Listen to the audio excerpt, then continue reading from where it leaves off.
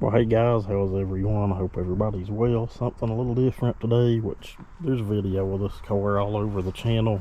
Some of my most popular videos, honestly, probably should tell me something, I guess, but it's been sitting for a while. I don't think it's been on the road in almost 2 years.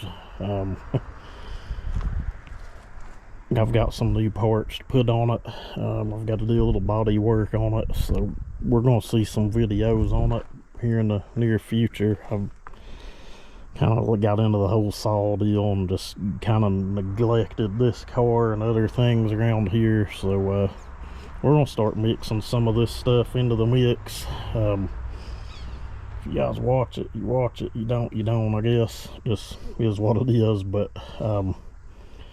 I've got new plugs. Last few times we had it out, we had a little miss to it. Which I know the culprit of it. These wires were on it when had a fire, when the car was carbureted, had needle and seat stick. It went up in flames. It is what it is, but that's not a carburetor. That is Phytech EFI. It's supposedly self-learning, but it's basically just a speed density setup. You pre-program. You still have to tune on it to get it to run halfway right, but it's got its own onboard O2 sensor, which, you know, that may do a little bit of self-tuning, but like I said, you still have to be a little fluent with tuning software to run this stuff, and, you know, if it's on anything modified at all. But got new wires, new plugs, and I've got a different set of valve covers to put on it. The reason being, I drilled this one out for the breather tube, and due to the lift on the camshaft, it kind of hits that and causes a leak. So we're gonna swap it out. I've got a set of baffled valve covers. They're trans-depth chrome ones. I just ain't a fan of that, but I don't know, may like them once I get them on there. But anyway, I'm gonna strip the plug wires and stuff off of it and bring you guys back. Okay guys, so I've got all the plug wires pulled off. I did put the coil wire over on the number one just so I didn't get it mixed up.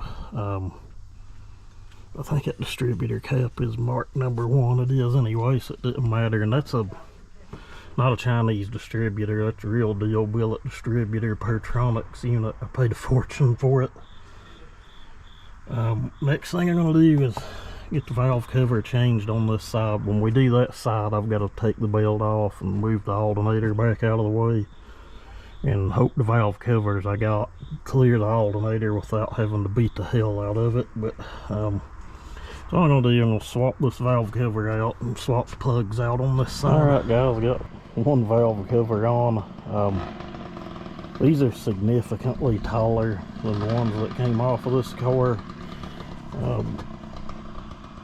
These are your later model 5-liter valve covers we found on an Explorer or 5-liter Mustang.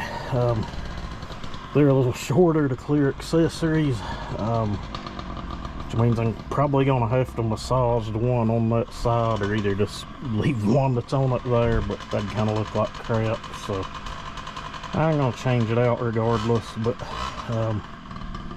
anyway, I'll show you more. Well guys, we got in luck. That valve cover just barely cleared the alternator, so if you're looking for a set of valve covers to flash up your SN95, it'll work. 50, 351, don't matter. This is a 351. All I got left now is plug wires. Now, like I said, I've had this stuff probably close to a year. Some Moroso wires to go on it. Get that done and whatever wrapped up. This just uses a standard HO firing order. It's reverse rotation. 13726 1 2 3 4 5 6 7 8. That's how they wire. But anyway, hopefully the next thing you guys see is this thing fired up and running. Well guys, I'm guessing we're wrapping this one up here. Ain't got no gas, I guess.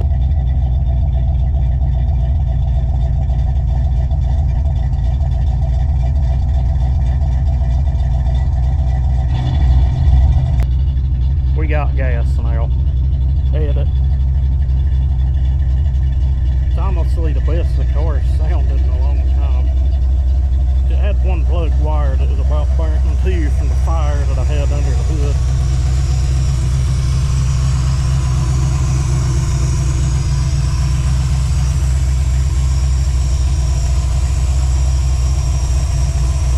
Thing pretty quiet for a roller engine, or a small block Ford roller engine.